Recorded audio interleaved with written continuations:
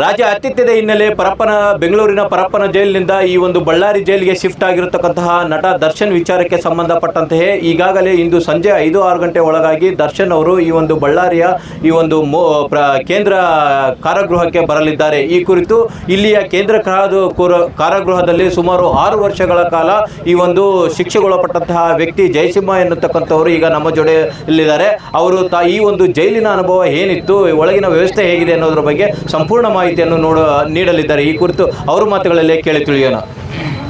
Sir, ನಿಮ್ಮ ಹೆಸರು? Sir, ನಮ್ಮ ಹೆಸರು ಜಯಸಿಂಹ ಅಂತೇಳಿ. ನಮ್ದು ಬಳ್ಳಾರಿ. ಇದೇ ಬಳ್ಳಾರಿ ಮಹಾನದಿ ಕೋಟಮ್ ರೋಡ್.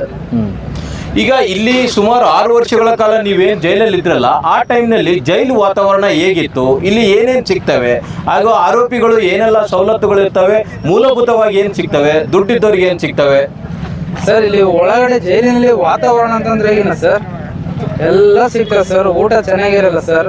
ದೊಡ್ಡ ದೊಡ್ಡ ವ್ಯಕ್ತಿಗಳಿಗೆ ಗಾಂಜಾ, ಸ್ಮೋಕು, ಗುಟ್ಕ ಅವೆಲ್ಲ ಸಿಗುತ್ತೆ ಸರ್. ಒಂದು ಕ್ಯಾಂಟೀನ್ ಅಂಗಡಿ ಇದೆ ಸರ್, ಒಳಗಡೆ ಕ್ಯಾಂಟೀನ್ ಅಂಗಡಿ ಇದೆ ಸರ್. ಬೇರೆ ಕೈದಿಗಳಿಗೆ, ಸಣ್ಣ ಸಣ್ಣ ಕೈದಿಗಳಿಗೆ ಊಟ ಗೀಟ ಎಲ್ಲ ಚೆನ್ನಾಗಿ ಮಾಡಲ್ಲ ಸರ್.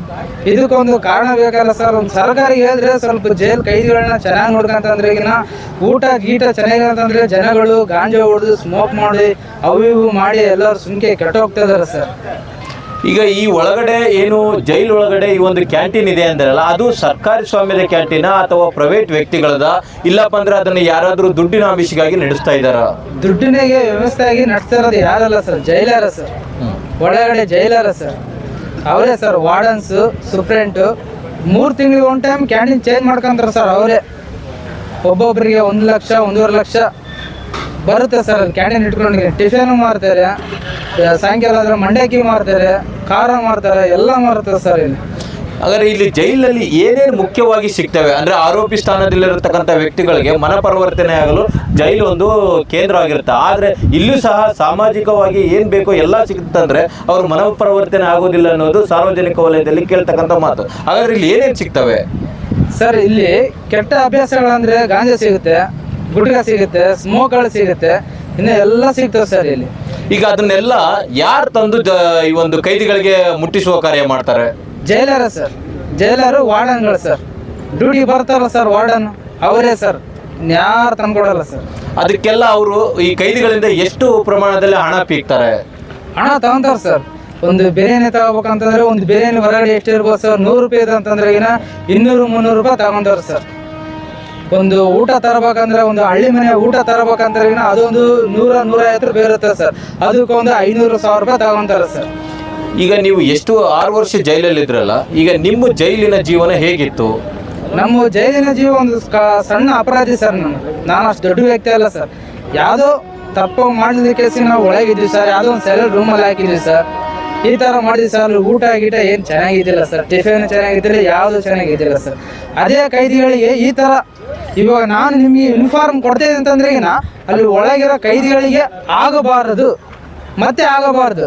ಒಳ್ಳೆ ಊಟಗಳು ಕೊಡಬೇಕು, ಒಳ್ಳೆ ಸಾಂಬಾರು ಮಾಡಬೇಕು, ಒಳ್ಳೆ ಇದು ಮಾಡ್ಬೇಕಂತ ನಾನು ಹೇಳ್ತಾ ಇದ್ದೀನಿ ಸರ್. ಯಾಕಂದ್ರೆ ಇವಾಗ ದರ್ಶನ್ ಬರ್ತಾ ಇದಾರೆ ಅಂತಂದ್ರೆ ಒಂದು ಸಪ್ರೇಟ್ ರೂಮ್ ಕೊಡ್ತಾರೆ, ಮತ್ತೆ ಬೇರೆ ಕೈದಿಗಳು ಆಗ್ತಾ ಇದಾರೆ. ಯಾಕಂದ್ರೆ ದರ್ಶನ್ ಅಲ್ಲಿ ಬಿಂದಾಸ್ ಆಗಿದ್ರು ಸರ್. ಅಲ್ಲಿ ಬಿಂದಾಸ್ ಆಗಿದ್ರು, ಮತ್ತೆ ಇಲ್ಲಿ ಬಂದ್ರೆ ನೀನು ಡಬಲ್ ಬಿಂದಾಸ್ ಆಗಿರ್ತಾರೆ ಸರ್. ಯಾಕಂದ್ರೆ ಇಲ್ಲಿ ಎಲ್ಲ ಸಿಗುತ್ತಲ್ಲ ಸರ್, ಬಳ್ಳಾರಿ ಜೈಲಲ್ಲಿ ಎಲ್ಲ ಸಿಗುತ್ತೆ ಸರ್. ಡಬಲ್ ಇರ್ತಾರೆ ಸರ್, ಬಿಂದಾಸ್ ಆಗಿರ್ತಾರೆ ಸರ್ ದರ್ಶನ್ ಅವರು. ಈ ರೀತಿ ಹೊರಗಿನ ಸಾಮಾನುಗಳು ಪ್ರತಿಯೊಂದು ಸಹ ಜೈಲು ಒಳಗೆ ಸಿಗೋದ್ರ ಬಗ್ಗೆ ಇಲ್ಲಿನ ಅಧಿಕಾರಿಗಳು ಏನು ವಹಿಸ್ತಾ ಇಲ್ವಾ ಕ್ರಮ? ಏನು ವಹಿಸ್ತಾ ಇಲ್ಲ ಸರ್. ದೊಡ್ಡ ದೊಡ್ಡ ವ್ಯಕ್ತಿಗಳು ಅವರಿಗೆ ತಿಂಗಳ 50,000 ಕೊಡ್ತೀನಿ, 30,000 ರೂಪಾಯಿ ಕೊಡ್ತೀನಿ ಅಂತೇಳಿ ಸೂಪರಿಂಟ್ ಹತ್ರ, ಅಸಿಸ್ಟೆಂಟ್ ಹತ್ರ ಮಾತಾಡ್ಕೊಂಡು ಡೀಲ್ ಮಾಡ್ಕೊಂಡು ಈ ತರ ಶಿಫ್ಟ್ ಆಗ್ತಿದೆ ಸರ್. ರೂಮಲ್ಲಿ ಈ ತರ ಶಿಫ್ಟ್ ಆಗ್ತದೆ ಸರ್.